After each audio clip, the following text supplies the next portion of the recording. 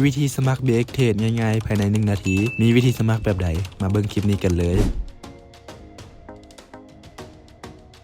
สิ่งที่ต้องกักเก็บมี 1. อีเมล 2. สัญญาณอินเทอร์เน็ตและสิ่งที่ขาดบ่ได้คือโทรศัพท์หรือโน้ตบุ๊กขั้นตอนที่ 1 เข้า Google Chrome หรือ Google พิมพ์ค้นหาคำว่า BX Trade ขั้นตอนที่ 2 กดเข้าเว็บไซต์ BX Trade แล้วกดลงทะเบียนขั้นตอนที่ 3 กดลงทะเบียนด้วยอีเมลขั้นตอนที่ 4 ใส่ข้อมูลให้ถูกต้องตามนี้เลย 1. ชื่อตนเองเป็นภาษาอังกฤษห้ามยะวาง 2. พิมพ์ชื่ออีเมลให้ถูกต้อง 3. พิมพ์รหัสอีเมล8ตัวขึ้นไป 4. พิมพ์รหัสอีเมลคืนอีกครั้ง 5. ใส่รหัสโค้ดตามนี้เลยถ้าท่านใส่รหัสโค้ดตามนี้ท่านจะได้เข้าร่วมกลุ่มศึกษาการเทรดฟรีหลังจากใส่ข้อมูลสำเร็จแล้วกดลงทะเบียนเลยขั้นตอนที่ 5 มันจะเด้งมาหน้านี้แล้วจะมีข้อความ BX Trade ส่งมาทางอีเมลหลังจากนั้นแม่ให้ทุกคนเข้าไปที่แอปอีเมลและกดเข้าข้อความอีเมลและจะมีคำว่ายืนยันเนาะแม่ให้ทุกคนกดเข้าไปยืนยันเลยรอท่าการยืนยันสำเร็จและหลังจากนั้นมันจะเด้งเข้าสู่ระบบ BX Trade อัตโนมัติเลยและในกรณีที่อีเมลบ่ส่งข้อความมา1เราต้องตรวจสอบซื้ออีเมลคืนว่าถูกต้องหรือบ่2อีเมลต้องยืนยันโดยเบอร์โทรหรือว่าอีเมลใช้งานปกติได้เนาะ